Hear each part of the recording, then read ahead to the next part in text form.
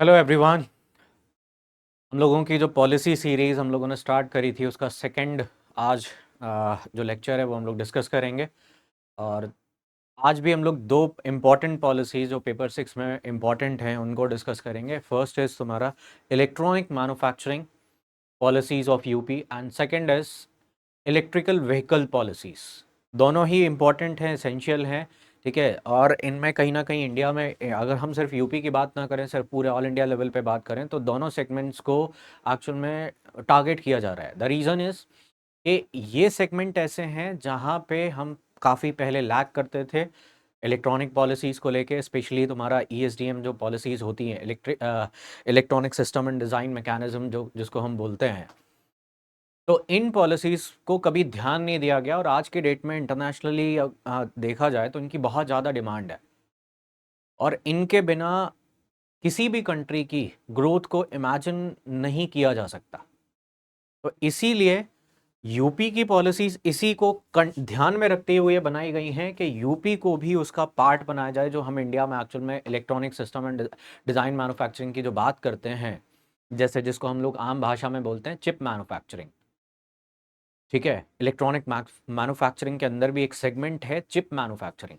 Chip manufacturing is complicated process, specially उसकी designing mechanism बहुत tough task होता है, ठीक है। इंडिया में अभी रिसेंट में इतनी एफिशिएंट टेक्नोलॉजीज नहीं है, ठीक है, सेमीकंडक्टर्स वगैरह की रिक्वायरमेंट, तो इन सब चीज़ों की, तो यहाँ पे जो इंडिया की जो पॉलिसीज़ हैं उसी को एक्चुअल में कंटिन्यूशन, उसको सपोर्ट करने के पॉइंट ऑफ व्यू से कि हम भी उसमें से अपना शेयर जो है लेके और यूपी को एक्चुअल में कहीं ना कहीं आगे बढ़ाएं, $1 ट्रिलियन इकोनॉमी की तरफ ट्रांसफॉर्म करें, ये फोकस रखते हुए ये पॉलिसी बनाई गई।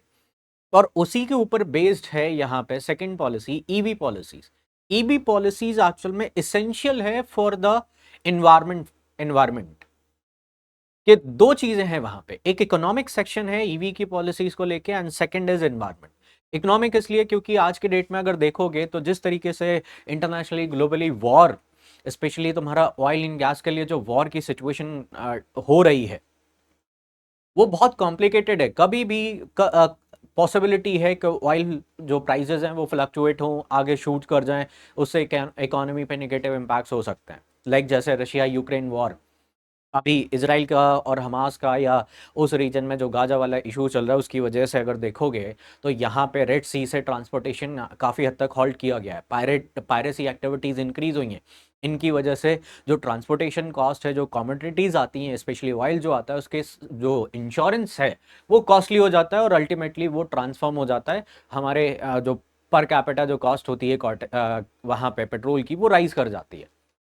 और जैसे जैसे प्रोडक्शंस की भी बात करें तो यहाँ पे ऑयल जो है वो एक लिमिटेड रिसोर्सेज है। तो भविष्य में, आने वाले भविष्य में कहीं ना कहीं ऑयल जो सेक्टर है वो डिग्रेड करेगा ही करेगा। तो ऐसे में डिमांड, अगर वहाँ पे डिमांड बढ़ती है और सप्लाई साइड वहाँ पे शॉर्ट रहता है तो इकोनॉमी पे इम्पैक्ट पड़ेगा। ये ध्यान में रखते हुए सेकेंड एस्पेक्ट है environment. Climate change is reality. यहाँ पे 53, इमेजिन करना 53 डिग्री सेल्सियस, इमेजिन करना आज से 10 साल पहले कोई अगर इसके बारे में बोल देता तो हम लोग उसको बेवकूफ मानते कि यार 53 तो हो ही नहीं सकता, ज्यादा से ज्यादा जाएगा तो 48 तक जाएगा, इससे ऊपर नहीं जाएगा। लेकिन हमने अभी इस पीरियड में 53 देख लिया, तो आगे आने वाले 30-40 सालों में इसका लेवल कहां तक जा सकता है आप इमेजिन कर सकते हैं। तो ऐसी सिचुएशन में हमें अपने व्हीकल पॉलिसीज को एक्चुअल में एनवायरनमेंट के हिसाब से ट्रांसफॉर्म करना जरूरी है। तो छोटे छोटे मॉडल्स को, छोटे छोटे चीज़ों को हमें इंफ्रास्ट्रक्चर बिल्ड करके उस चीज़ को आगे बढ़ाना पड़ेगा। जैसे आज से अगर तुम 4 या 5 साल पहले देखो तो इतने ज़्यादा ई व्हीकल्स ज़्यादा देखने नहीं मिलते थे, लेकिन अब धीरे धीरे because of the need and because of the operational cost वो उसकी डिमांड बढ़ती चली जा रही है। तो यहाँ पे उसकी मैन्युफैक्चरिंग क्यों ना करी जाए, ग्लोबल लेवल पे एक्सपोर्ट्स क्यों ना किए जाए। ये ध्यान में रखते हुए यूपी गवर्नमेंट ने एक तो इंडिया की नीड को लेके और दूसरा ग्लोबली हमारा इकोनॉमिक एस्पेक्ट्स को देखते हुए इस चीज़ को इन्हांस किया जा रहा है। इन दो पॉलिसीज को हमें ध्यान से समझना पड़ेगा और ये मेंस में बहुत इंपॉर्टेंट हो जाती हैं। सबसे पहले हम लोग डिस्कस करेंगे इलेक्ट्रॉनिक मैन्युफैक्चरिंग की। इलेक्ट्रॉनिक मैन्युफैक्चरिंग की जब हम बात करते हैं ना तो हम बहुत छोटे सेगमेंट में बात करना शुरू कर देते हैं। छोटे सेगमेंट कि हम बात करते हैं कि यार फ़ोन बना लेंगे या टीवी बना लेंगे, ठीक है, या इलेक्ट्रॉनिक की और जो आइटम्स होते हैं, ठीक है, उसको मैन्युफैक्चरिंग कर लेंगे। But electronic manufacturing is not only associate with the consumer electronics products. वो सिर्फ कंज्यूमर इलेक्ट्रॉनिक प्रोडक्ट्स तक सीमित नहीं है। दो एस्पेक्ट्स आते हैं यहाँ पे, जब भी अगर इंजीनियरिंग के पॉइंट ऑफ व्यू से देखें तो यहाँ पे दो एस्पेक्ट देखने मिलते हैं। थोड़ा सा मैं डिटेल में इसलिए पे जा रहा हूँ कि ये तुम्हें समझने के लिए जरूरी है और आंसर इससे मेंस में तुम्हारा अच्छा बनेगा। पहला होता है electronics system designing. System designing की जब हम बात करते हैं, इसका मतलब है कि हमें न्यू तरह की चिप्स जो हैं वो मैन्युफैक्चरिंग करने की जरूरत है। जैसे अगर अभी करंट में देखते हैं तो मैक्स जो 27 nm यानी कि नैनोमीटर जो चिप्स है वो कॉमनली प्रोड्यूस करी जाती है। अपने इंडिया में नहीं, लेकिन बाहर की कंट्रीज में। अपने इंडिया में अभी चिप मैन्युफैक्चरिंग स्टार्ट होगा। रेस लगी हुई है पूरे वर्ल्ड वाइड कि इस 27 nm की चिप को कैसे और छोटा किया जाए। यानी कि चाइना जो है, जैसे चाइना की बात करें तो China is continuously focusing on 9 mm chip and 3 mm chip. यानी कि वो इतना शॉर्ट करना चाहता है कि वो 3 nm की वहां पे नैनोमीटर की चिप और 9 mm की चिप्स को एक्चुअल में प्रोड्यूस कर सके, जिससे क्या है इलेक्ट्रॉनिक प्रोडक्ट्स की जो साइज है वो कॉम्पैक्ट हो जाए, ठीक है, उनमें फ्लेक्सिबिलिटी आ जाए। तो electronic system designing is a most critical element of the electronic manufacturing. तो यहां पे पहली चीज तो ये है कि उसको कॉम्पैक्ट, साइज को कॉम्पैक्ट किया जाए, सिस्टम डिजाइनिंग वहां पे करी जाए। And second is more efficiency, कि हमें इस तरह की, जैसे तुमने एप्पल में सुना होगा बायोनिक चिप की बात होती है, इंटेल कोर वगैरह इस तरह की जो चीजें हो गई वो पुरानी हो गई हैं। वो उसमें भी तुमने सुना होगा इंटेल कोर में भी वर्जन आते रहते हैं, अपग्रेड होते रहते हैं। इसी तरीके से एप्पल अपना बायोनिक चिप की बात करता है। तो आज की डेट की जो चिप्स की बात हो रही है ना, वो मोर इफिशिएंट, यानी कि जैसे आर्टिफिशियल इंटेलिजेंस बेस्ड एआई वहां पे चिप्स की बात हो रही है। हम उसको चिप्स को ही एक्चुअल में इस तरीके से डिजाइन कर दें जो आर्टिफिशियल इंटेलिजेंस ही सपोर्टेड हो। अब आर्टिफिशियल इंटेलिजेंस का मतलब यहाँ पे इलेक्ट्रॉनिक्स मैन्युफैक्चरिंग में ये नहीं होता है कि वो सॉफ्टवेयर सपोर्ट करेगा ना, यानी कि जिस कंपोनेंट को किस इफिशियंसी पे रन कराना है, ठीक है, कितने इंपल्स ट्रांसफर करने हैं, वो खुद वहां पे डिसाइड करेगा। जिससे क्या है कि जो इलेक्ट्रिसिटी कंजम्पशन है वो रिड्यूस होगा, उसकी इफिशियंसी भी इंक्रीज होगी। तो यहां पे जब हम ईएसडी की बात करते हैं, इलेक्ट्रॉनिक्स यहां पे सिस्टम डिजाइनिंग की बात करते हैं, तो यहां पे दो एस्पेक्ट्स हैं। फर्स्ट इज साइज, कि उसको कंपैक्ट किया जाए, एंड सेकंड इज उसको इफिशिएंट बनाया जाए। जैसे कि एआई चिप की बात हो रही है आज की डेट में, उसको और एफिशिएंट, के वो मल्टी फंक्शन एक साथ में कितने फंक्शन हैंडल कर सकता है, एक ही चिप से हम कितने सारे काम करा सकते हैं, ठीक है, वो चीज मैनेज कर सके। ये दो इंपॉर्टेंट एस्पेक्ट्स हैं ईएसडी के, यानी कि इलेक्ट्रॉनिक सिस्टम डिजाइनिंग के। ठीक है, जब डिजाइनिंग होगी तब उसके बाद फिर मैन्युफैक्चरिंग होगी। और ये बहुत कोर इंजीनियरिंग का बहुत बड़ा सेगमेंट है जो इंडिया में अभी काफी हद तक मिसिंग था। और अगर तुम इस मार्केट साइज की बात करो, ठीक है, इंडिया अभी कंज्यूमर इलेक्ट्रॉनिक प्रोडक्ट्स में काफी आगे जा रहा है। और इंडिया अगर तुम देखोगे तो 1 ट्रिलियन डिजिटल इकोनॉमी बन जाएगा 2026 में। इलेक्ट्रॉनिक्स मार्केट, इंडिया के इलेक्ट्रॉनिक मार्केट की वैल्यूएशन लगभग $155 बिलियन है। और मजेदार चीज यह है कि हम लोग एक्सपोर्ट करना शुरू किए हैं $120 बिलियन का 2026 में। अभी $100 बिलियन के आसपास एक्सपोर्ट है, ये $120 बिलियन के आसपास का एक्सपोर्ट एक्सपोर्ट है ये $120 बिलियन का। अपना मार्केट साइज अलग है 155 बिलियन, और उसके बाद एक्सपोर्ट है 120, जिसमें अभी मोबाइल फोन ही देखो कि हम वर्ल्ड के सबसे लार्जेस्ट एक्चुअल में एक्सपोर्टर बन गए मोबाइल फोन के। यानी कि कंज्यूमर एंड पे तो हम काफ़ी हद तक चीज़ें ठीक कर रहे हैं कि वहाँ पे नए नए प्रोडक्ट्स मैन्युफैक्चरिंग वगैरह चल रही है। लेकिन अगर हम इसी को पलट के हम ईएसडी की तरफ मूव कर जाते हैं ना, तो वहाँ पे हमें बहुत निराशा देखने मिलती है कि अभी इंडिया के अंदर चिप मैन्युफैक्चरिंग, जैसे अगर चिप मैन्युफैक्चरिंग में देखें तो कुछ लीडिंग कंट्रीज ही आती हैं, जैसे US and China, Taiwan, south Korea, Japan. इनका मेजर नाम आता है यहाँ पे चिप मैन्युफैक्चरिंग में। इनमें आपस में कंपटीशन है, इंडिया अभी नदारद है। अब इंडिया ने इस चीज के ऊपर फोकस करना शुरू किया है कि हम यहाँ पे चिप मैन्युफैक्चरिंग के ऊपर, स्पेशली डिजाइनिंग के ऊपर स्टार्टअप सभी कई स्टार्ट हुए हैं। और ये बहुत एसेंशियल चीज है कि अगर हमें अपने प्रोडक्ट्स को और ज्यादा एक्सपोर्ट करना है ग्लोबली और मार्केट पोटेंशियल को एक्सप्लोर करना है, then we have to make new systems, new designing, super computer की बात हो रही, क्वांटम कंप्यूटर की बात हो रही, बिना मैन्युफैक्चर इलेक्ट्रॉनिक वहां पे सिस्टम डिजाइनिंग मैन्युफैक्चरिंग के बिना हम क्वांटम कंप्यूटर इमेजिन नहीं कर सकते। और भविष्य क्वांटम कंप्यूटर का ही है, क्योंकि एआई को झेलने की क्षमता जो अपने पास जो कंप्यूटर हैं वो एआई के लिए उतना इफिशिएंट नहीं है जितना एआई काम कर सकता है। एआई को अगर हमें यूज करना है सही तरीके से तो वहां पे हमें कहीं ना कहीं एक्चुअल में उस लेवल के इफिशिएंट कंप्यूटर बनाने पड़ेंगे जो क्वांटम कंप्यूटर हो सकते हैं। जैसे मैंने पिछले लेक्चर में बताया था कि AI is just like a rope, वहां पे वो एक रस्सी है, ठीक है। अब तुम किस तरह का पर्वत वहां पे मंदराचल, किस तरीके का मंदराचल यूज करते हो, यानी कि अगर एफिशिएंट वहां पे तुम्हारा वो है तो वो अच्छे से नर्चर करेगा, लेकिन अगर वहीं पे तुमने सॉफ्ट रॉक का कहीं रख दिया तो वो रोप उसको खत्म कर देगी, वो एक लिमिटेड वे तक ही नर्चर कर पाएगा। तो यहां पे इस चीज पे फोकस करने की जरूरत है। और इन्हीं सब सेगमेंट को ध्यान में रखते हुए यूपी गवर्नमेंट ने एक्चुअल में अपनी पॉलिसीज बनाई। पहले हम इंडिया के बारे में देखते हैं, इंडिया के कॉन्टेक्स्ट में, फिर हम यूपी गवर्नमेंट की पॉलिसीज की बात करेंगे। India rank 60 network readiness index in 2023, जो कि पहले 67 था, अब 2023 में 60 के आसपास पहुंचा है, ठीक है। इसके अलावा अभी गवर्नमेंट ने इस चीज को एनहांस करने के लिए 100% एफडीआई अलाउड कर दी, 49% ऑटोमेटिक रूट से, एंड उसके बाद रिमेनिंग जो चीज है वो बेसिकली तुम्हारा गवर्नमेंट अप्रूवल के साथ आ सकती है। अगर यहाँ पे टोटल जैसे गवर्नमेंट का डेटा है अपना खुद का कि इलेक्ट्रॉनिक मैन्युफैक्चरिंग से लगभग 52,000 के आसपास एम्प्लॉयमेंट जनरेटेड हुए हैं, 2 लाख करोड़ का टोटल प्रोडक्शन है, ठीक है। 51,000 करोड़ का यहाँ पे इंसेंट एक तरीके से इन्वेस्टमेंट आया है, और इसके अलावा 38,000 करोड़ से भी ज्यादा का यहाँ पे स्कीम आउटले है। इतनी सारी चीजें हैं, बट अभी भी ये कंप्लीट पिक्चर नहीं है।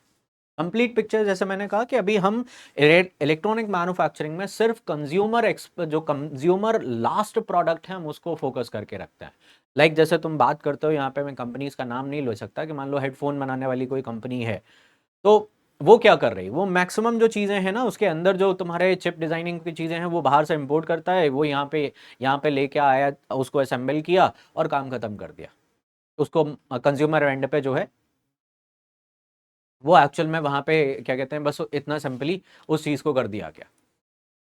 तो यहां पे अगर तुम देखोगे तो इलेक्ट्रॉनिक मैन्युफैक्चरिंग से हम कंज्यूमर प्रोडक्ट पे बात कर रहे हैं, अभी भी सिस्टम डिजाइनिंग पे कहीं ना कहीं हम क्रिटिकली लैक करते हैं, और यही चीजें इंडियन गवर्नमेंट की भी अपनी पॉलिसीज हैं और उसी को फिलअप करने के लिए एक्चुअल में यहाँ पे यूपी गवर्नमेंट ने स्टार्ट किया है।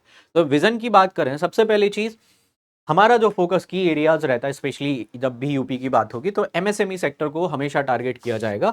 तो पहला टारगेट है कि जब भी हम इलेक्ट्रॉनिक मैन्युफैक्चरिंग करें तो एमएसएमई सेक्टर का वहां पे रोल हो, क्योंकि मेजॉरिटी एक्चुअल में एमएसएमई सेक्टर है। एमएसएमई सेक्टर के पार्टिसिपेशन से जो ग्राउंड लेवल पे जो पूरा होलिस्टिक वहां पे कवरेज होता है, कि जॉब की बात करें, सोसाइटी के तुम्हारे ग्रोथ की एनहांसमेंट की बात करें, तो वो होलिस्टिक कवरेज होता है। इसी वजह से एमएसएमई हमेशा तुम्हारा प्राइम मोटिव फोर्स रहा है अपने यहाँ की जो पॉलिसीज है, एमएसएमई को कभी नहीं छोड़ सकते। सेकंड, जो सेकंड ऑब्जेक्टिव है वो रिसर्च इनोवेशन एंड एंटरप्रेन्योरशिप, जो मैंने अभी बात करी कि ठीक है इलेक्ट्रॉनिक मैन्युफैक्चरिंग में भी हमें आगे बढ़ना है, क्योंकि अल्टीमेटली इनिशियल लेवल पे हमें उस चीज को एक्सपोर्ट करना है, उससे हमारे पास जो है वहां पे टैक्स कलेक्शन होंगे, तभी हम कहीं पे जाके खर्च कर सकते हैं। तो डेफिनेटली वो चीज हमारे यहाँ पे उस पॉलिसीज में इनबिल्ट है कि हम वहां पे इलेक्ट्रॉनिक्स जो कंज्यूमर प्रोडक्ट है, यानी कि जो हम आम आदमी के उत्पाद हैं, कंप्यूटर हो गया, टीवी हो गया, मोबाइल फोन हो गया, इस तरह की जो चीजें हैं उन पे तो फोकस करेंगे। साथ में रिसर्च एंड इनोवेशंस की बात करनी है, कि जो हमने चिप मैन्युफैक्चरिंग की बात कर रही थी, कि इलेक्ट्रॉनिक सिस्टम डिजाइनिंग और मैन्युफैक्चरिंग, इन पे हमें फोकस ज्यादा करना है, ठीक है। इसके अलावा to create sector specific high quality talent pool. Sector specific का मतलब, क्योंकि हर किसी का इलेक्ट्रॉनिक मैन्युफैक्चरिंग में कोई एक बंदा मल्टी टैलेंटेड नहीं हो सकता, ठीक है। यहाँ पे सेक्टर एसोसिएटेड होता है। एक्चुअल में जो लोग इंजीनियरिंग वाले होंगे वो लोग जानते होंगे, वीएलएसआई वगैरह हो गया, यूएलएसआई वगैरह हो गया, इस तरीके के सिस्टम्स होते हैं उसमें। तो वहाँ पे सेक्टर स्पेसिफिक चीज़ों को, वहाँ पे कोई चिप मैन्युफैक्चरिंग में एक्सपर्ट्स होगा, ठीक है, कोई वीएलएसआई डिजाइनिंग में वहाँ पे होगा, कोई कैड वगैरह का इस्तेमाल करके वहाँ पे टेस्टिंग, क्योंकि उसकी टेस्टिंग करना भी एक बहुत बड़ी चीज़ होती है, कि एक डिजाइनिंग होता है, सेकेंड फेज होता है टेस्टिंग। डिज़ाइन हो गया, डिज़ाइनिंग के बाद उसको टेस्ट करना है, तो टेस्टिंग फेज़ का अपना अलग सेगमेंट होता है। टेस्टिंग के बाद फिर उसको वहाँ पे इम्प्लीमेंटेशनल वाला पार्ट अलग होता है कि उस प्रिसीजन के साथ उसको इम्प्लीमेंट करना। तो यहाँ पे sector specific talents pool create करना इसका ऑब्जेक्टिव है। ये जो अपने जो कॉलेजेस से निकले हुए या यंग यूथ है उसको एक स्पेसिफिक डायरेक्शन दी जाए कि तुम इस सेगमेंट में काम करोगे, तुम इस सेगमेंट में अगर एक्सपर्टाइज रखते हो तो तुम्हारे लिए ये ऑप्शन खुले हुए हैं, ठीक है, तुम वीएलएसआई पे काम करो, तुम यूएलएसआई पे काम करो, तुम वहाँ पे सेमीकंडक्टर डिज़ाइनिंग पे काम करो, तुम उसके क्या कहते हैं टेस्टिंग पे काम करो। तो वो अलग अलग सेगमेंट में डिवाइड करने का प्लान है, ये इस पॉलिसी का हिस्सा है, that is critical, most critical part. फिर उसके बाद ये सारी चीजें तभी हो सकती हैं जब इन्वेस्टमेंट आए। तो अप्रॉक्स जो गवर्नमेंट का पुराना डेटा है, ये 40,000 करोड़ के आसपास का इन्वेस्टमेंट अट्रैक्ट करने का प्लान है, बट ये अब जाके इंक्रीज कर चुका है, आई थिंक 60,000 करोड़ के आसपास है। बट अभी पुराना ही लिखेंगे क्योंकि ऑफिशियल शायद नहीं मेंशन है। तो अभी 40,000 करोड़ के आसपास का जो वो है अट्रैक्ट करने का प्लान है। उसके बाद क्लस्टर के, इलेक्ट्रॉनिक मैन्युफैक्चरिंग क्लस्टर। क्लस्टर का मतलब है कि एक जैसे हम लोग कहते हैं ना कॉलोनीज अपने सेंस में, तो एक क्लस्टर बनाया जाए, वहां पे एक क्लस्टर में एक जगह पे जो चीज की रिक्वायरमेंट है वो असेंबली लाइन पूरी क्रिएट करी जाए। मतलब ऐसा ना हो कि पता चला एक जगह पे तुम वहां पे सिर्फ सिस्टम टेस्ट, वहां पे डिजाइनिंग का काम करवा रहे हो, अब दूसरे वहां पे टेस्टिंग के लिए तुम बहुत दूर भेज रहे हो, उसमें बहुत टाइम इज वेरी क्रूशियल। तो क्लस्टर बनाया जाएगा, उस क्लस्टर में सिस्टम डिजाइनिंग भी होगी, टेस्टिंग भी होगी, इंप्लीमेंटेशन भी होगी, फाइनल प्रोडक्ट्स के लिए भी वहां पे चीजें होंगी, एंड उसका फाइनल प्रोडक्ट्स में इंप्लीमेंटेशन के लिए भी रास्ता बनेगा। तो एक वो पूरा कंप्लीट क्लस्टर, तो यहाँ पे 3 क्लस्टर बनाने की बात हुई है, ठीक है। फिर उसके बाद यहाँ पे establish 3 centre of excellence in the state, ये चीज यहां पे फोकस करी गई है। तो यहां पे ये इनका बेसिकली या विजन है, मिशन है, यही टारगेट है। ये 3 यहां पे ये 6 पॉइंट्स बड़े इंपॉर्टेंट है। अब ये चीज सरकार करेगी कैसे, की पॉलिसी हाईलाइट क्या है, कैसे ये सरकार कर पाएगी, क्यों आएगा कोई यूपी में इन्वेस्ट कर। सबसे पहली चीज, जैसे हर पॉलिसीज में गवर्नमेंट टारगेट करती है, फर्स्ट इंटरेस्ट सब्सिडी, ठीक है, कि अगर सपोज तुमने वहां पे 2,000 करोड़ तक का लोन लिया है, ठीक है, तो उसमें सरकार तुम्हें 5% पर एनम का रेट ऑफ इंटरेस्ट एक्चुअल में प्रोवाइड करा देगी। जितना भी तुमने सपोज लोन लिया, तो वहां पे 5% पर एनम के हिसाब से वहां पे तुम्हें रिम्बर्स कर दिया जाएगा, इंटरेस्ट सब्सिडी दे दी जाएगी। इस जो कि मैक्सिमम 1 करोड़ पर एनम, एक साल में तुम 1 करोड़ से ज्यादा, उससे ऊपर नहीं ले सकते, ठीक है, पर यूनिट। मतलब अगर सपोज तुम 2 यूनिट में इन्वेस्ट कर रहे, तो अलग अलग यूनिट के लिए तुम्हें जैसे 2 कर रहे तो 2 करोड़ रुपए मिल जाएगा, ठीक है। ये चीज यहां पे सिंपली समझ लो, इतना कॉम्प्लिकेटेड नहीं समझना है। तो इतना मान के चलो कि जो 200 करोड़ रुपए तुमने लोन लिए, उस पे तुम्हें जो बैंक्स को ब्याज भरना है, उसमें 5% तक का जो रेट ऑफ इंटरेस्ट का जो सब्सिडी है वो सरकार की तरफ से आएगी। दूसरा स्टैंप ड्यूटी, कि इतना बड़ा मैन्युफैक्चरिंग क्लस्टर खोलना है तो डेफिनेटली तुम जमीन लीज पे लोगे, या सपोज तुम क्या कहते हैं परचेज करोगे। लीज पे लेने में कई बार रिस्क होता है, अगर सस्ती मिल रही है तो वो परचेज करने में ज़्यादा बेस्ट रहता है। तो अब स्टैंप ड्यूटीज की जरूरत पड़ेगी, तो स्टैंप ड्यूटीज पे 100% अजम्पशन है यहाँ पे फर्स्ट ट्रांजेक्शन में एंड सेकंड ट्रांजेक्शन। जैसे हमने बताया कि फर्स्ट टाइम तुम जब पहली बार लगा रहे तो 100% स्टैंप ड्यूटीज है, एंड सेकंड टाइम जब तुम जा रहे हो तो सेकंड टाइम में 50% है, स्पेशली ईएसडीएम सेक्टर के लिए, यानी कि इलेक्ट्रॉनिक सिस्टम डिजाइन मैन्युफैक्चरिंग के लिए। अगर तुम सिस्टम डिजाइनिंग मैन्युफैक्चरिंग के लिए जा रहे हो तो डेफिनेटली तुम्हें ये चीज स्टैम्प ड्यूटीज वहां पे अजम्पशन एक्सेप्ट जो है वो मिल जाएगा 100% का।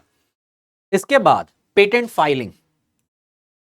पेटेंट फाइलिंग, अब इलेक्ट्रॉनिक सिस्टम डिजाइनिंग हो रही तो डेफिनेटली पेटेंट तो बनेंगे ही बनेंगे, यही तो मेन काम है इनका, इंजीनियरिंग में यही तो मेन इंपॉर्टेंट काम होता है कि आप नई चीज क्रिएट करो, और नई चीज क्रिएट करो तो आप चाहोगे कि उसका बेनिफिट आप लो, तो आप पेटेंट भी कराओगे। तो अब अगर पेटेंट कराने जाते हो तो डोमेस्टिक पेटेंट है तो 5 लाख तक का वहां पे पेटेंट फाइलिंग में सरकार सपोर्ट करेगी। अगर इंटरनेशनल पेटेंट फाइलिंग है तो 10 लाख तक का वहां पे सपोर्ट करेगी पेटेंट फाइलिंग के लिए। वो मदद मदद भी कराएगी, प्लस कॉस्ट भी वहां पे जो उसकी आती है वो कॉस्ट में भी सपोर्ट करेगी। इसके अलावा लैंड सब्सिडीज, ठीक है, ये तो हो गया तुम्हारा सिर्फ अभी स्टैम्प ड्यूटीज के लेके। ये लैंड सब्सिडीज के, अगर तुमने लैंड परचेज करते हो वहां पे तो अलग अलग सेक्टर के लिए, जैसे अगर हम मध्यांचल पश्चिमांचल की रीजन की बात करें तो 25% जो है वो वहाँ पे प्रिवेलिंग सेक्टर जो रेट्स होते हैं उनमें वहाँ पे रियायत दी जाएगी, सब्सिडीज दे दी जाएगी। अगर तुम वहीं पे पूर्व इसकी बुंदेलखंड रीजन वगैरह की बात करते हो तो वहाँ पे 50% है। तो रीजनल वाइज जिस हिसाब से लैंड वहाँ पे, क्योंकि देखो बुंदेलखंड रीजन काफ़ी बैकवर्ड है, वहाँ पे सरकार चाहती है कि नए तरह की इंडस्ट्रीज लगे, लैंड भी वहाँ पे आसानी से मिल जाएगा। तो सरकार उस रीजन में तुम्हें अगर जाते हो तो गवर्नमेंट ज़्यादा प्रमोट करती है कि ठीक है यार तुम ज़्यादा सब्सिडीज ले लो, तुम ऐसे रीजन में जा रहे हो जहाँ पे हमें नीड है। तो वहां पे लगभग 50% के आसपास जो है लैंड सब्सिडीज दी जाएगी। इसी तरीके से एनर्जी सब्सिडीज के जो तुम्हारी इलेक्ट्रिसिटी कंजम्पशन है ना, उसमें 50% का एक्चुअल में तुम्हें एक्सेप्शन दिया जाएगा जो टैक्सेशन वगैरह लगते हैं, स्पेशली इस यहाँ पे ईएसडीएम में, कि तुम्हें बिजली भी सस्ती मिलेगी। 50% की रियायत अगले 10 साल के लिए वहां पे दी जाएगी, क्योंकि इलेक्ट्रॉनिक्स वहां पे सिस्टम डिजाइनिंग की बात हो रही तो इलेक्ट्रिसिटी कंजम्पशन बहुत हाई होंगे, क्योंकि कोई छोटी मोटी मशीन से तो ये काम होते नहीं है। तो वहाँ पे जो इक्विपमेंट चलेंगे उनका बिल अच्छा खासा आएगा, तो वहाँ पे एनर्जी के लिए भी यहाँ पे फोकस किया गया है कि भाई सस्ते में ले लो। अब जो नेक्स्ट प्रॉब्लम आती है किसी भी इन्वेस्टर को, वो आता है गवर्नेंस सेक्टर में। तो गवर्नेंस सेक्टर में जैसे गवर्नमेंट का बिल्कुल क्लियर एजेंडा है, हर पॉलिसीज में ये चीज कॉमन मिलेगी कि वहां पे सेक्टोरियल नोडल नोडल एजेंसी बना दी जाएगी। नोडल एजेंसी केस पे, जैसे अभी हम लोगों ने देखा था डेटा वाले में, तो डेटा की अपनी अलग नोडल एजेंसीज है। अब इलेक्ट्रॉनिक मैन्युफैक्चरिंग है तो उसकी अपनी एक नोडल एजेंसीज है, ठीक है, जो ministry of IT and electronic department के अंडर में रहती है। अब नोडल एजेंसी जो है वो एक्चुअल में प्रोजेक्ट मैनेजमेंट यूनिट के, नोडल एजेंसीज के पास सारे सारे काम होते हैं। अब मान लो तुम्हारा कोई प्रोजेक्ट लगाने आ रहा है, तो उस प्रोजेक्ट्स को लेके कोई कंप्लाइंसेस में इशू ना हो, सारी चीजें सही से चलें, तो वहां पे प्रोजेक्ट मैनेजमेंट यूनिट बना दी जाएगी। सारे काम सिंगल विंडो सिस्टम के थ्रू, यानी कि कहीं जाना नहीं है, आप ऑनलाइन सारी चीजें फाइल अप करो, ठीक है, वहां पे जो रिक्वायर्ड चीजें हैं आपको टाइमली वहां पे सारी चीजें मिल जाएंगी, आपको परमिशन सारे ऑनलाइन मिल जाएंगे। इनफैक्ट जब नीड होगी तभी एक्चुअल में प्रोजेक्ट मैनेजमेंट यूनिट या तुम्हारा यहाँ पे नोडल एजेंसीज वाले कांटेक्ट करेंगे, जो सबमिशन पेपर वगैरह के लिए और रिक्वायरमेंट होगा बस उसी के लिए। तो और सबसे इंटरेस्टिंग चीज ये है कि यहाँ पे प्रोफेशनल, क्योंकि देखो पॉलिसी बनाने के लिए क्या चीज चाहिए क्या नहीं चाहिए, और उनको सरकार के सिविल सर्वेंट्स को शायद, अगर उस एरिया से आते हैं तो डेफिनेटली हो सकता है, लेकिन शायद शायद उतनी नॉलेज ना हो, स्पेशली आज के टाइम की डिमांड के हिसाब से। तो ऐसे में प्रोफेशनल एंड कंसल्टेंट जो होते हैं उनको भी वहां पे रखा गया है प्रोजेक्ट मैनेजमेंट यूनिट में, जिससे वो असिस्ट कर पाए, टाइमली चीजें परफॉर्म की जाएं, इसीलिए। ठीक है। अब पीआईयू जो है वो लगभग 200 करोड़ तक के इन्वेस्टमेंट अगर आते हैं तो उनके लिए डायरेक्टली वो खुद परमिशन दे सकता है। इससे ऊपर अगर आएंगे तो फिर वो एक्चुअल में जो है उसके लिए एक एम्पावर्ड कमेटी बनाई गई है, चीफ जो तुम्हारे सेक्रेटरीज होते हैं उनके अंडर में, वो वहां पे परमिशन देगी। तो 200 करोड़ तक के प्रोजेक्ट्स जो हैं ये खुद हैंडल करते हैं। तो गवर्नेंस स्ट्रक्चर को भी सिंप्लीफाइड रखा गया, सिंगल विंडो सिस्टम, एक नोडल एजेंसी के अंडर में प्रोजेक्ट मैनेजमेंट यूनिट, जिसका काम है कि जो प्रोजेक्ट्स लगाया जा रहा है उसके जो तुम्हारे वहाँ पे नॉर्म्स हैं उनको कंपाइल कराने में उनके लिए हेल्प करें। अगर किसी तरह का इश्यूज आता है, टेक्निकल इश्यूज, तो उस टेक्निकल इश्यूज को सॉल्व करने के लिए वो एक्चुअल में उस कंपनी को, इन्वेस्टर्स को वहाँ पे सपोर्ट करें। ये मेन फोकस एरिया यहाँ पे रहता है। अब इसका फायदा क्या है, जैसे हमने बताया यहाँ पे, सबसे पहली चीज तो सिंपल सी बात है कि FDI, foreign direct investment increase होगा। इनफैक्ट दिख भी रहा है, अगर तुम कर्नाटका में देखो या तुम तमिलनाडु में देखो तो रिकॉर्ड मचा हुआ है, कितनी सारी यहाँ पे एफडीआईज आई। स्पेशली तुम्हारा एप्पल के जो फ़ोन है, फॉक्सकॉन जो तुम्हारी कंपनी है जो एप्पल को एक्चुअल में चिप्स वगैरह बनाने में सपोर्ट करती है, वो इंडस्ट्री यहाँ आके लगी तमिलनाडु में। तो इसी तरीके से यहाँ पे भी उस चीज़ का फायदा आ सकता है कि ग्लोबल इलेक्ट्रॉनिक मैन्युफैक्चरिंग के कई बड़े पावरफुल जो जाइंट हैं वो एक्चुअल में यूपी में इन्वेस्ट कर सकते हैं। उनके लिए हम एक फर्टाइल जगह दे रहे हैं, फर्टाइल का मतलब कि उनके लिए इस तरीके से कंड्यूसिव एनवायरनमेंट बना रहे जिससे वो आसानी से एक्चुअल में यहाँ आके इन्वेस्ट कर सकें। ये चीज़ वहाँ पे करी जा रही है। इसके अलावा डोमेस्टिक इन्वेस्टमेंट के जो छोटे छोटे अपने प्लेयर हैं, छोटे मतलब जो मिड लेवल के प्लेयर हैं, उनको भी एक्चुअल में यहां फायदा मिलेगा, क्योंकि कोई भी इलेक्ट्रॉनिक प्रोडक्ट्स एक कंपनी कंप्लीटली नहीं बनाती कि सपोज अगर कोई जैसे टीवी बनती है तो टीवी अगर कोई एक कंपनी नहीं बनाती है, उसके लिए वहाँ पे डिस्प्ले कोई और बना रहा होता है, वहाँ पे उनका आईसी सर्किट कोई और बना रहा होता है, पावर सप्लाई कोई और बना रहा होता है। तो इस तरीके से डिस्ट्रीब्यूशन होता है इनका। मुझे लगता है कि एक कोई कंपनी सारी चीज़ें, बहुत कम कंपनियां हैं जो एक्चुअल में बिना आउटसोर्स करे सारी चीज़ें मैन्युफैक्चरिंग करती हैं। तो ऐसे में अगर कोई छोटी छोटी कंपनी है, जैसे इंडिया में पावर सप्लाई मैन्युफैक्चरिंग का काफ़ी अच्छा काम है, स्पेशली एमएसएमई सेक्टर इसमें काफ़ी काम करता है, मिड लेवल जो कंपनीज है वो काफ़ी काम करती हैं, तो यहाँ पे यहाँ फ़ायदा मिलेगा कि उनको भी एक्चुअल में अपनी चीज़ों को नए चीज़ें स्केल करने में कम मौका मिलेगा, क्योंकि बाहर की कंपनी आ रही उनके साथ टाइप करेंगी, नई टेक्नोलॉजीज वगैरह के बारे में उनको जानने मिलेगा, उनके जो क्वालिटी प्रोडक्ट्स हैं वो अपग्रेड होंगे, उनको इंटरनेशनल मार्केट मिल सकता है, ठीक है, उनके लिए एक बड़े जाइंट्स वहाँ पे एसोसिएट हो सकते हैं। तो यहाँ पे डोमेस्टिक इन्वेस्टमेंट में भी यहाँ पे थोड़ा सा फायदा होगा, असेंबली लाइन में उनका जो रिक्वायरमेंट है वो वहाँ पे उसमें सपोर्ट कर सकते हैं। इसी तरीके से इंडस्ट्रियल ग्रोथ, कि यूपी में जो इंडस्ट्रियल ग्रोथ की एक कमी रही, कि यूपी को हमेशा माना गया है कि एक एग्रीकल्चर तुम्हारा जो स्टेट है, यहाँ पे ज़्यादातर फोकस एग्रीकल्चर पे ही किया जाता है, तो एक वो जो छवि है ना, वो कहीं ना कहीं दूर होगी और इंडस्ट्रियल सेक्टर जो यूपी से मिसिंग है वो काफ़ी हद तक तेजी से बढ़ेगा, ये फायदा यहाँ पे होगा।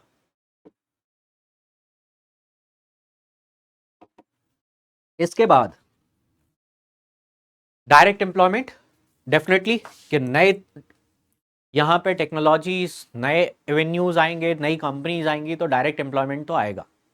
जिन्होंने भी एक्चुअल में वहाँ पे सपोज मास्टर्स कर रखा है वीएलएसआई में, उनको जॉब्स वगैरह मिलेगी, ठीक है, कोई सिस्टम वहाँ पे चिप मैन्युफैक्चरिंग डिजाइनिंग के लिए काम करता है, उसके लिए काम मिलेगा, रोबोटिक्स के लिए काम मिलेगा, कंज्यूमर प्रोडक्ट्स मैन्युफैक्चरिंग वालों को काम मिलेगा। तो डेफिनेटली यहाँ पे जो है डायरेक्ट एम्प्लॉयमेंट आएगा ही आएगा।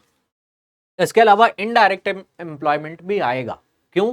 क्योंकि भाई वो इलेक्ट्रॉनिक मैन्युफैक्चरिंग भी तो कनेक्टेड है, पूरी लाइन है, बिना एक दूसरे को सपोर्ट के काम नहीं चलेगा। जैसे लॉजिस्टिक, अब कोई मशीन बनाई, उसको बाहर एक्सपोर्ट करना है तो लॉजिस्टिक वालों का सपोर्ट लगेगा उनको वहां पे। रिटेल, यानी कि जो प्रोडक्ट्स बनाए हैं वो इंडिया में कहीं पे बेचे जा रहे हैं, तो रिटेल वालों को वहां पे मौका मिलेगा, ठीक है। इलेक्ट्रॉनिक प्रोडक्ट्स है तो जाहिर सी बात है खराब तो होता ही है, चाहे एसी लगवा लो घर में, अब गर्मी का सीजन आया, एसी में कोई गड़बड़ हो गई, आप सर्विस वालों को बुलाओगे ही बुलाओगे। तो यहाँ पे लॉजिस्टिक हो गया, रिटेल हो गया, सर्विस हो गया, इनको हम इनडायरेक्ट एम्प्लॉयमेंट में मान सकते हैं, ये भी जनरेट होंगे उससे। इसी तरीके से ट्रेनिंग प्रोग्राम, कि यहाँ पे साथ में जो लोग काम करेंगे, ठीक है, उनकी स्किल्ड एनहांसमेंट होगी, उनको कंपनीज वहाँ पे डिफरेंट डिफरेंट ट्रेनिंग्स वहाँ पे देंगी, ठीक है। कई सारे लोग आर&डी एक्टिविटीज़ में पार्टिसिपेट करेंगे, तो यूपी में जो रिसर्च एंड डेवलपमेंट जो सेगमेंट है, स्पेशली मैन्युफैक्चरिंग प्रोसेस को लेके, वो यहाँ पे एनहांस होगा, ठीक है। तो ये यहाँ पे इस चीज़ के फायदे देखे जा सकते हैं, और जो 1 ट्रिलियन का टारगेट है वो भी पूरा होगा। अब सेकंड पॉलिसी है यहाँ पे electric vehicle manufacturing policy. Electric manufacturing policies को लेके एक डेटा देखते हैं। ग्लोबल परसेंटेज स्टार्टिंग में आज से लगभग मैं बात करूं, इनफैक्ट मेरे जानने में कई लोग जो हैं रिटेल में काम करते हैं, कार रिटेल में, जैसे शोरूम वगैरह के लिए, उनसे आज से 3 साल पहले मैं ये चीज़ बोलता था कि यार आने वाला टाइम जो है ना वो ईवीज का है, इलेक्ट्रिकल व्हीकल का है, तो वो लोग हंस देते थे कि यार ऐसा कुछ नहीं होने वाला, इंडिया में इंफ्रास्ट्रक्चर नहीं है, तो इंडिया में ईवी मार्केट इतना नहीं बढ़ेगा अभी। बट आज वही लोग कह रहे हैं यार ईवी मार्केट बहुत तेजी से बढ़ रहा है, स्पेशली टू व्हीलर सेगमेंट देखो, सब आज के डेट में जो मैक्सिमम कंपनी है, ओला ने स्टार्ट किया, ओला के बाद देखो आज के डेट में भीड़ लग गई है, कई सारी कंपनियां जो हैं वो ईवी के उस पर मूव कर गई है, स्कूटीज वगैरह में, बाइक्स में। तो ईवी का जो सेगमेंट है ना वो एक्सपोनेंशियल ग्रोथ देख रहा है, एक्सपोनेंशियल, स्पेशली लॉकडाउन के बाद से। अगर 2019 का डेटा देखो तो ग्लोबल लेवल पे, अकेला सिर्फ हम यहां की बात नहीं कर रहे, ग्लोबल लेवल पे एक्सपोनेंशियल ग्रोथ देखी गई। ये यहां पे देखो 2009 में 2.1% के आसपास, ठीक है, फिर 2020 में घटा 1 पॉइंट, क्योंकि कोविड ड्यूरेशन आ गया था, यहाँ पे 1.7%। 2025 और ये तब से इंक्रीज ही कर रहा, 2025 में ग्लोबली 8.5% पहुंचेगा। 2030 का एस्टिमेट है कि ये लगभग लगभग 28% इंक्रीज करेगा, एंड 2040 तक आते आते ये 58%, यानी कि जो तुम्हारे नॉर्मल व्हीकल्स है ना उनको रिप्लेस कर देगा 60%, अप्रॉक्स 60%। यानी कि ये मार्केट साइज ना बहुत तेजी से ग्रोथ कर रही है, बहुत ज्यादा तेजी से, बाकी कोई कंपैरेटिवली काफी ग्रोथ है इसमें।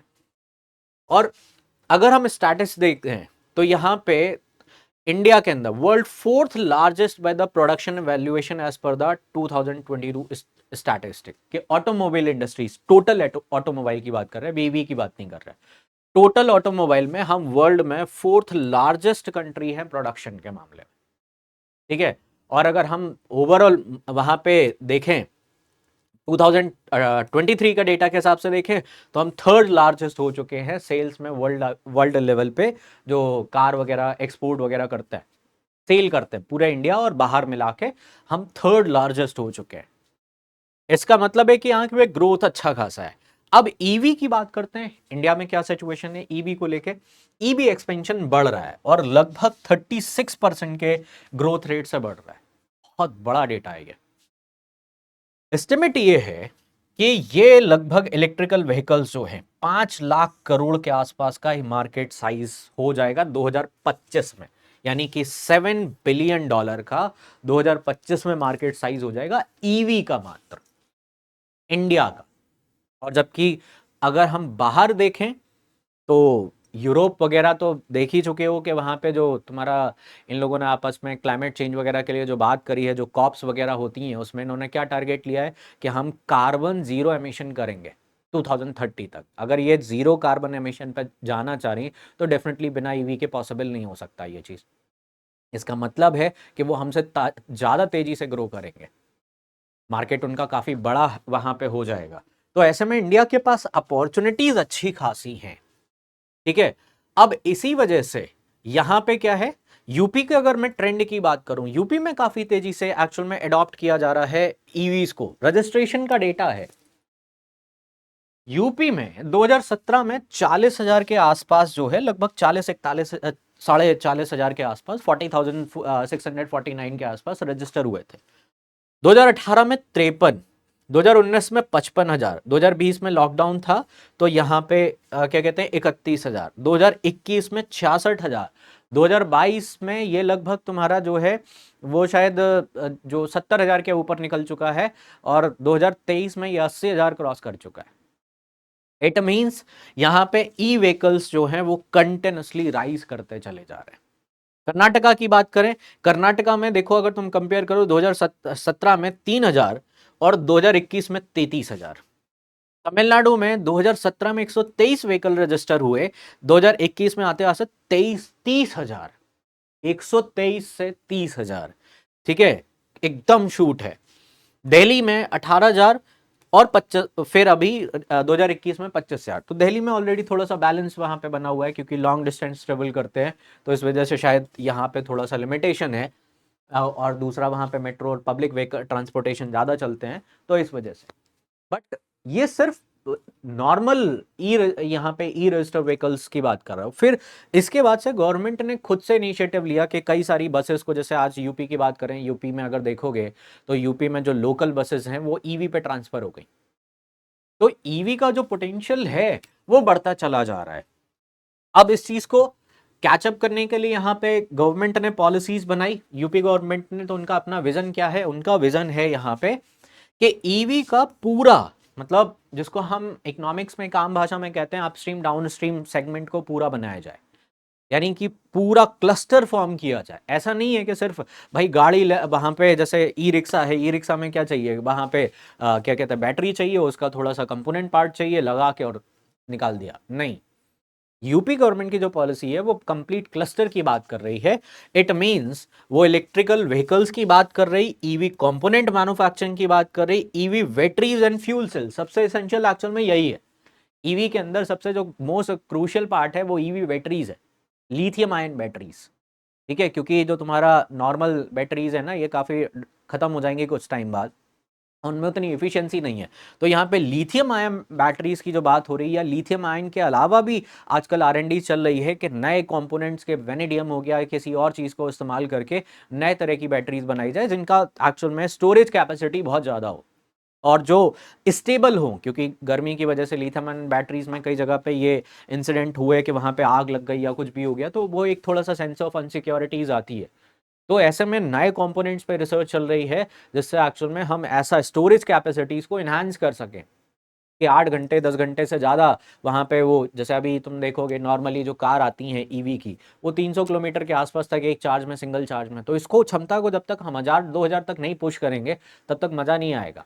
जैसे ही ये 1000 के ऊपर निकल जाएगा वैसे ही लोगों का एडॉप्शन इसमें बढ़ जाएगा, क्योंकि जनरली एक दिन में तुम 1000 किलोमीटर से ज़्यादा ट्रैवल भी नहीं करते। अमूमन तुम एक दिन में गाड़ी चलाते हो तो 6 से 800 किलोमीटर तक ही चलाते हो। तो ऐसे में अगर इतनी 1000 की एफिशिएंसी मिल जाती है गाड़ी के अंदर एक सिंगल चार्ज में, तो डेफिनेटली उस चीज़ को लोग अडॉप्ट करना शुरू कर देंगे। तो यहाँ पे इस चीज़ पे फोकस किया जा रहा है कि यहाँ पे electrical vehicle component, fuel section हो गया, ठीक है, एंड सप्लाई इक्विपमेंट्स जो ईवी के लिए रिक्वायर्ड होते हैं, वो सारी चीज़ें यहीं पे यूपी में बने। उसके बेसिक कंपोनेंट से लेके एडवांस तक सारी चीज़ें यहीं बनाई जाए, ठीक है। फिर उसके बाद इसको मैन्युफैक्चरिंग हब में कन्वर्ट किया जाए यहाँ पे यूपी को, और इसका अल्टीमेटली फायदा ये होगा कि ट्रांसपोर्टेशन सस्ता भी होगा एंड एनवायरनमेंट फ्रेंडली भी होगा। ये चीज भी इसमें शामिल है विजन में, ठीक है। अब ये चीज तब हो पाएगी जब इन्वेस्टमेंट आएगा। इन्वेस्टमेंट क्यों चाहिए? क्योंकि एक्चुअल में जैसे बैटरी स्वैपिंग की बात होती है कि मान लो तुमने कई सारे ऐड देखे होंगे, उसमें वो डिग्गी से बैटरी निकालते हैं सीधा और ला के लगा देते हैं और दूसरी बैटरी निकाल के लगा देते हैं, इसको स्वैपिंग बोलते हैं। चार्जिंग स्टेशन में क्या होता है, जनरली तुम चार्ज पे प्लग लगाओ, 3 4 घंटे वो उसमें लगाओ। तो जहाँ पे स्पेशली टू व्हीलर की बात आती है, तो टू व्हीलर में swapping is a good concept कि तुम एक जगह गए, वहाँ पे अपनी पुश किए, दूसरी निकाले, लगाए और आगे बढ़ गए, इससे तुम्हारा टाइम बचेगा। तो यहाँ पे जो स्वैपिंग फैसिलिटीज है या जो तुम्हारा चार्जिंग स्टेशन का इंफ्रास्ट्रक्चर है, इसके लिए इन्वेस्टमेंट की रिक्वायरमेंट, ठीक है। साथ में इनोवेशन, जो भी हमने बात करी कि बिना इनोवेशन के इसमें चीजें आगे नहीं बढ़ेंगी। लिमिटेशन नहीं रखनी है इसमें। इसके कंपोनेंट डिजाइनिंग पार्ट्स पे फोकस करना पड़ेगा, इसके फ्यूल इफिशिएंसी सेगमेंट पे काम करना पड़ेगा। फ्यूल इफिशिएंसी के अलावा तुम्हारे new fuel content that is more stable, कि जिससे स्टेबलाइजेशन और मिले उसको, ठीक है, वो चीज पे हमें फोकस करना पड़ेगा। ये सारे सेगमेंट इस पॉलिसीज के अंदर शामिल किए गए हैं। अब यहां पे कैसे ये चीज किया जाएगा, इससे फायदा क्या है? 4 सेगमेंट में यूपी इसको फोकस एरिया क्या है? पहला, क्रिएशन ऑफ चार्जिंग इंफ्रास्ट्रक्चर। अगर हम इसको टारगेट वाइज यूपी गवर्नमेंट ने डिवाइड किया है, पहला है इंफ्रास्ट्रक्चर क्रिएट करना, सेकंड है वहां पे transition and faster adoption of EV के बनाए, और साथ में लोगों को भी इंस्पायर करें कि भाई इसको एडॉप्ट करो, ठीक है। And promote EV battery manufacturing, battery manufacturing पर भी फोकस यहाँ पे 3 सेगमेंट में रखा गया। अब इसको डिवाइड किया इन्होंने बड़े अच्छे तरीके से कि जैसे लो ट्रांजिशन कॉस्ट वहाँ पे के प्रमोट स्क्रैपिंग के, तुम्हारे पास जो पुरानी 15 15 साल 20 20 साल की गाड़ी पड़ी है, भाई उसको लाओ के स्क्रैप करो, हमसे थोड़ा सा फायदा लेके चले जाओ जिससे तुम ईवी में ट्रांसफॉर्म कर सको। तो इससे लोग इंकरेज हो रहे हैं कि यार हमारी 15 साल की गाड़ी को क्या ही कॉस्ट मिलेगी, अगर सरकार वहां पे उसको स्क्रैप में डाल के और तुम्हें वहां पे ईवी में छूट दे रही है तो डेफिनेटली लोग उसको अवेल करना चाहेंगे। तो इस तरीके से ट्रांजिशन कॉस्ट को, जो ट्रांजिशन कॉस्ट है उसको कम कर दिया सरकार ने। कंपैरेटिव एडवांटेज और दे दिया कि भाई ईवी खरीदो, टैक्सेशन पे छूट दे देंगे। जैसे आईटीआर भरते हो तो शायद कुछ लोगों को पता भी होगा कि आईटीआर भरते टाइम अगर तुमने ईवी ली तो वहां पे सरकार जो है तुम्हें उसमें क्या कहते हैं, इनकम टैक्स में छूट दे देती है परचेज पे, कि अगर तुमने परचेज करी ईवी फर्स्ट टाइम तुम्हें छूट दे देगी सरकार टैक्स पे, ठीक है। तो यहां पे परचेज सब्सिडी दे दी, साथ में जो तुम कार खरीद रहे रोड टैक्स लगता है, रजिस्ट्रेशन टैक्स लगता है, उसमें तुम्हें छूट दे दी। तो तुम्हारी गाड़ी की जो परचेजिंग कॉस्ट है वो कम हो गई। जैसे अगर तुम उसकी बात करो, जैसे एक कॉमन गाड़ी है तुम्हारी फॉर्चूनर, फॉर्चूनर की जितनी कॉस्ट नहीं उससे ज़्यादा उस पर टैक्स है। फॉर्चूनर की कॉस्ट क्यों बढ़ गई है? क्योंकि वो 4.4 मीटर से ऊपर की गाड़ी है, तो उस पर तुम्हारा टैक्स जो है जीएसटी लगता है, फिर उसके बाद रोड टैक्स हो गया, रजिस्ट्रेशन फीस हो गई, ठीक है, उसके अलावा और सेस लगता है। तो वो उसकी कॉस्ट जितनी मैन्युफैक्चरिंग कॉस्ट नहीं है उससे ज़्यादा उस पर टैक्स है। सरकार ज़्यादा कमाती है फॉर्चूनर पर। अगर एक फॉर्चूनर खरीदी तो कंपनी को बहुत ज़्यादा नहीं मिलता, कमाई होती है सरकार की। सरकार ने कहा ईवी परचेज करो ना, अगर तुम्हें हमें नहीं देना तो हम तुम्हें वहां पे रोड टैक्स से फ्री कर देंगे, रजिस्ट्रेशन फीस में एग्जम्पशन दे देंगे, एंजॉय करो जाके, ठीक है। इसी तरीके से लो कॉस्ट मैन्युफैक्चरिंग बैटरीज के यहाँ पे लोगों का कंसर्न क्या है कि भाई 8 साल बाद 10 साल बाद क्या करेंगे, बैटरीज बहुत महंगी आएंगी, तो उसके लिए भी सरकार प्लान कर चुकी है, पहले से यहाँ पे प्लानिंग है कि बैटरी मैन्युफैक्चरिंग यहीं पे करा जाएगा और बैटरी मैन्युफैक्चरिंग कॉस्ट जो है वो कम करी जाएगी, जिससे इजीली वहां पे मिले। ठीक है, कन्वीनियंस के लिए चार्जिंग फैसिलिटीज पूल वगैरह के वहां पे सबको अलाउ कर दिया कि अगर कोई पर्सनली घर पे लगाना चाहता है चार्जिंग स्टेशन और उससे कमाई करना चाहता है, वो भी ऑप्शन ओपन है, आप कर सकते हो। ठीक है, पंप वालों को अलाउ कर दिया, होटल वालों को अलाउ कर दिया। ये चीज इसलिए करी कि मान लो तुम सपोज होटल में जाके रुकते हो, वहां पे चार्जिंग फैसिलिटीज अपना लगाओ, वहीं पे अपना एंजॉय करो और चार्ज भी करके चलते बनो। तो कन्वीनियंस, वहां पे कन्वीनियंस चीजें करी गई हैं। तो चार्जिंग स्टेशन के लिए ऐसा नहीं है कि जैसे सिर्फ पेट्रोल पंप वालों को अलाउ किया गया, ये चीज इसमें कन्वीनियंस के लिए किया गया। ठीक है, एक्सप्रेस वे वगैरह जो बनाए जा रहे हैं उन पे कई सारे चार्जिंग स्टेशन बनाए जा रहे हैं कि अगर कोई दिक्कत आ जाती है तो वहां पे चार्जिंग स्टेशन। इनफैक्ट एक मजेदार और मैंने ऑप्शन देखा कि अभी कई सारी प्राइवेट कंपनियां जो हैं वो वहां पे ट्रांसपोर्टेशन चार्ज स्टेशन लेके चलती हैं, यानी कि वो उन्होंने कार में पूरा सेटअप बना रखा है चार्जिंग के लिए कि अगर मान लो बीच में कहीं गाड़ी बंद हो गई तो वो वहां पे उनको फोन करो, वो आ जाएंगे, वो खुद आ जाएंगे और वहां पे चार्ज करके तुम आगे बढ़ सकते हो। तो ये फैसिलिटीज थोड़ा इसको कन्वीनियंट बनाती हैं। पब्लिक ट्रांसपोर्टेशन सिस्टम को ट्रांसफर कर दिया कि ऑटो हो, स्कूल बस हो, गवर्नमेंट व्हीकल्स हो, ठीक है, जैसे जो गवर्नमेंट की गाड़ियां जो आजकल मिलने लगी हैं वो ईवी ज्यादा फोकस्ड है, ईवी पे फोकस करके उनको दिया जा रहा है। बसेस को एक्चुअल में तुम्हारा इंटर और इंट्रा सिटीज इन पे फोकस किया जा रहा है। टेक्नोलॉजीज में टेस्टिंग एंड सर्टिफिकेशन में सपोर्ट हो गया, ठीक है, स्टैंडर्डाइजेशन सपोर्ट हो गया, रिसर्च में सपोर्ट हो गया, कम्युनिकेशन के लिए पॉलिसीज वगैरह, जैसे यहाँ पे पॉलिसी बेनिफिट्स लोगों को बताए जा रहे हैं, लोगों को एडवांटेज बताया जा रहा है ईवी ट्रांसपोर्टेशन का। तो इस तरीके से गवर्नमेंट की पॉलिसीज जो हैं यहाँ पे ईवीज को लेके बनी है। अब की पॉलिसी हाइलाइट्स देखते हैं कि क्या एक्चुअल में है। तो सबसे पहले हम लोग देखेंगे चार्जिंग फैसिलिटीज को लेके कि चार्जिंग फैसिलिटीज में गवर्नमेंट ने क्या टारगेट किया है। यहां पे capital subsidies to service provider, के जो सर्विस प्रोवाइडर हैं उनको वहां पे सब्सिडीज दी गई कि जैसे मान लो कोई चार्जिंग स्टेशन वगैरह डालना चाहता है और वो 10 लाख पर वहां पे क्या कहते हैं चार्जिंग स्टेशन बनाना चाहता है अपना, तो वहां पे एक उस पे 20% कैपिटल सब्सिडीज देगा कि जितना उसने पैसा लगाया उस पर 20% capital subsidies up to the 10 lakh. मान लो एक बड़ा सा चार्जिंग स्टेशन एस्टेब्लिश करना चाह रहे हो, उस पर तुमने अच्छा खासा पैसा लगाया 1-2 करोड़ रुपए, तो उसमें तुम्हें 20% कैपिटल सब्सिडीज मिल जाएगी। तो चार्जिंग स्टेशन बनाने के लिए वहां पे जो लोग एमएसएमई सेक्टर में या जो थोड़ा ठीक ठाक पैसा लगा के आगे बढ़ना चाह रहे हैं उनको वहां पे इंकरेज किया जा रहा है। इसी तरीके से स्वैपिंग स्टेशन के जो हमने बताया कि कई सारी गाड़ियों में स्वैपिंग सिस्टम होता है, तो कई सारे लोग स्वैपिंग सिस्टम में इन्वेस्ट कर सकते हैं। ठीक है, कि यहां पे भी 20% तक का एक्चुअल में सब्सिडीज दिया जाएगा, मैक्सिमम 5 लाख तक का पर यूनिट। तो ये चीज यहां पे स्वैपिंग सिस्टम और चार्जिंग स्टेशन में जो इन्वेस्ट करना चाह रहे हैं, पहली प्रायोरिटी तो इनको, जिससे इंफ्रास्ट्रक्चर इन्हांसमेंट हो। ईवी के लिए पहले जो लोगों का कंसर्न है कि एक्चुअल में इंफ्रास्ट्रक्चर ही नहीं है, तो वो यहाँ पे इंफ्रास्ट्रक्चर, चार्जिंग फैसिलिटीज का इंफ्रास्ट्रक्चर यहाँ पे बनेगा। इसके अलावा provide government land to government और private entities on revenue sharing model, कि यहाँ पे मान लो लैंड का कंसर्न है तो गवर्नमेंट एक्चुअल में अपना लैंड देने तैयार है कि भाई यहां बना लो, लेकिन जो भी चीजें होंगी वो यहाँ पे रेवेन्यू शेयरिंग में, कि सरकार के साथ एक तय हो जाएगा कि इतना प्रॉफिट तुम्हारा, इतना हमारा, चलाओ तुम लैंड ले लो और उसके बदले में हमें रेवेन्यू, जो भी पैसा आएगा उसमें हम रेवेन्यू शेयरिंग रखेंगे। ये चीज यहाँ पे सरकार ने ऑप्शन दिया कि आओ तो सामने तो आओ। इसके अलावा एडॉप्शंस, कि मान लो जैसे हम तुम लोग गाड़ी को एडॉप्ट करने की बात करते हैं तो हमारे लिए क्या छूट है, तो यहां पे registration fee and road tax assumption, कि मान लो हम खरीदने जाते हैं तो ना हमें उस पर रजिस्ट्रेशन फीस, जो गाड़ी की सरकार रजिस्ट्रेशन फीस लेती है वो भी छोड़ देती है, और जो रोड टैक्स लगता है सरकार वहां पे भी हमें छूट दे देती है। जैसे टू व्हीलर पे देखें, टू व्हीलर ईवी लेते हो तो अप टू द 5,000 रुपीज जो है मैक्सिमम, वहां पे सरकार ने अलाउ किया कि भैया इतना तुम छूट हमसे 5,000 रुपए तक की ले सकते हो वहां पे। ठीक है, अब इसके अलावा थ्री व्हीलर की बात करें तो लगभग 12,000 तक का तुम वहां पे पर व्हीकल वहां पे छूट ले सकते हो। फोर व्हीलर पे जाते हो तो फोर व्हीलर पे तुम्हें 1 लाख तक की पर व्हीकल वहां पे छूट मिल जाएगी, सरकार की तरफ से सपोर्ट मिल जाएगा। अगर ई बसेस पे जा रहे हो तो लगभग 20 लाख रुपए पर व्हीकल के हिसाब से वहां पे छूट मिल जाएगा।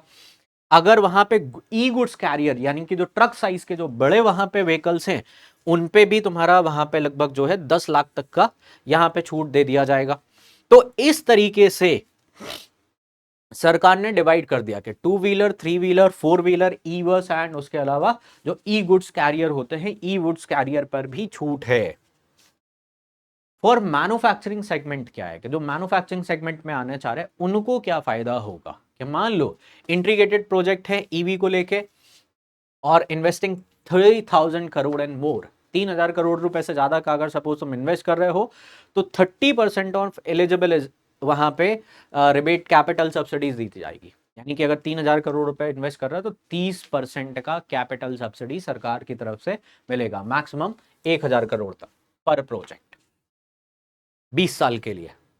अल्ट्रा मेगा बैटरी प्रोजेक्ट है कि कई सारे लोग जो बैटरी बनाने मैन्युफैक्चरिंग में काम करना चाहते हैं, ठीक है, अगर उन्होंने 1500 करोड़ रुपए के आसपास इन्वेस्ट किया और वो लगभग 1 गीगा जो तुम्हारा वॉट पर के हिसाब से एक्चुअल में वहां पे कैपेसिटी है उनकी, तो वहां पे कैपिटल सब्सिडी 30% 20 साल के लिए, ठीक है।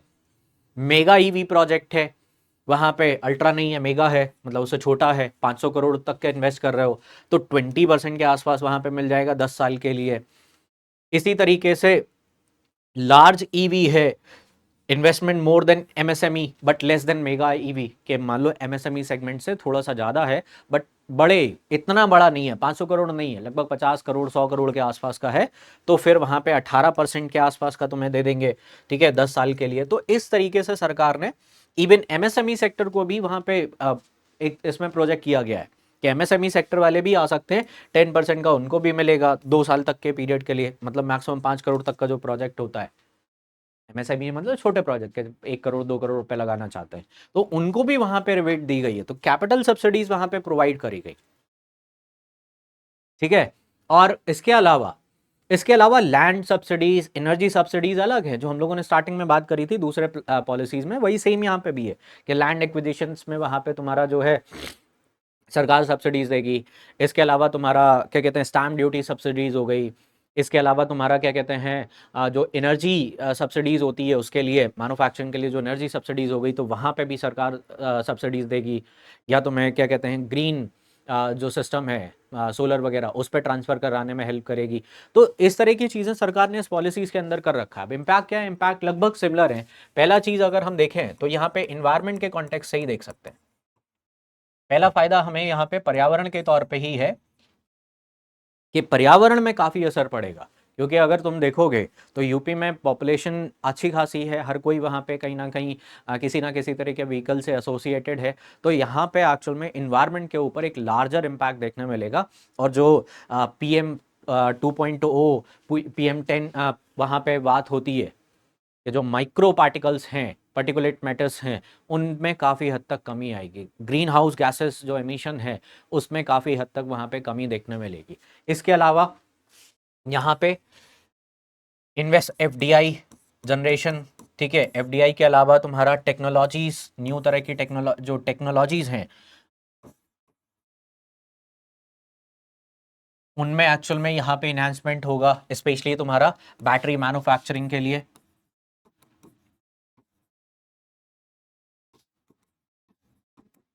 बैटरी मैन्युफैक्चरिंग हो गया, ठीक है, इस नए तरीके की बैटरीज के लिए इक्विपमेंट्स की जो रिक्वायरमेंट है वहाँ पे R&Ds के लिए वहाँ पे हेल्प होगा, ठीक है। यहाँ पे यही चीज़ थोड़ा सा इलेक्ट्रॉनिक प्रोडक्ट्स के साथ भी जुड़ी हुई है, तो अल्टीमेटली वहाँ पे भी इस चीज़ के फायदे मिलेंगे, ठीक है। डायरेक्ट एम्प्लॉयमेंट, इनडायरेक्ट एम्प्लॉयमेंट देखने मिलेगा, क्योंकि लॉजिस्टिक्स से तो सीधा सीधा सपोर्टेड ही, लॉजिस्टिक का खुद ही पार्ट है इटसेल्फ ये। तो यहाँ पे डायरेक्ट के जो लोग भी उस इंडस्ट्री में काम कर रहे हैं, सर्विस सेक्टर हो गए, रिटेलर हो गए, इनको एक्चुअल में डायरेक्ट और इनडायरेक्ट तरीके से वहाँ पे जॉब्स मिलेंगी। कि डायरेक्ट कौन, कि जो कंपनीज वगैरह में काम कर रहे हैं, और इनडायरेक्ट में तुम्हारे रिटेलर हो गए, सर्विस प्रोवाइडर हो गए, इन लोगों को वहाँ पे फ़ायदा मिलेगा। तो जॉब्स क्रिएशन में एक्चुअल में यहाँ पे अच्छा खासा यहाँ फ़ायदा देखने मिलेगा, ठीक है। एक्सपोर्ट, क्योंकि हमने जैसे पहले बताया यहाँ पे इंटरनेशनली, स्पेशली जैसे मैं अगर कहूँ अफ्रीकन कॉन्टिनेंट में वैसे ही इंडिया के जो प्रोडक्ट्स हैं स्पेशली ऑटोमोबाइल इंडस्ट्रीज को बहुत बड़ा मार्केट है। और वो भी आज की डेट में ईवी की तरफ ट्रांसफॉर्म होना चाहते हैं। तो अगर ऐसे में हम अपने यहाँ पे मैन्युफैक्चरिंग करके उनके यहाँ पे सेल कर पाए तो वो एक फ़ायदा है। स्पेशली सेल नहीं, बल्कि हम उनको असिस्ट कर सकते हैं, क्या कहते हैं, इंफ्रास्ट्रक्चर डेवलपमेंट में। हमारे यहाँ की कंपनियाँ यहाँ पे जब सक्सेसफुल हो सकती हैं तो वहाँ पे वो उनको जो है क्या कहते हैं, एडॉप्शन में, जैसे अफ्रीकन कंट्रीज़ में बिजली वगैरह का को लेके थोड़ा सा है, तो वहाँ पे चार्जिंग स्टेशन मैन्युफैक्चरिंग करना बनाना, इन सब में वहाँ पे मदद कर सकती हैं। तो एक्सपोर्ट सिर्फ और सिर्फ प्रोडक्ट का एक्सपोर्ट नहीं हो रहा, प्रोडक्ट एंड सर्विसेज दोनों चीज़ें, प्रोडक्ट एंड सर्विसेज दोनों चीज़ों में यहाँ पे फायदा मिलेगा। ठीक है, इसके अलावा तुम्हारा यहाँ पे न्यू टेक्नोलॉजीज फॉर्मेशन होगा, न्यू टेक्नोलॉजीज आएंगी, R&D सेगमेंट इंक्रीज होगा यूपी के अंदर। तो ओवरऑल जो हम टारगेट है ना यूपी गवर्नमेंट का कि जो $1 ट्रिलियन इकोनॉमी, इसमें इसका काफ़ी हद तक कंट्रीब्यूशन हो सकता है। तो ये मेजर इम्पैक्ट है। तो ये दो पॉलिसीज़ हैं जो हम लोगों ने यहाँ पे स्टडी करी, दो पिछले लेक्चर में करी थी। तो आराम से एंजॉय करो। नेक्स्ट लेक्चर में फिर हम लोग दो पॉलिसीज़ के बारे में बात करेंगे। तो all the best, take care, bye bye.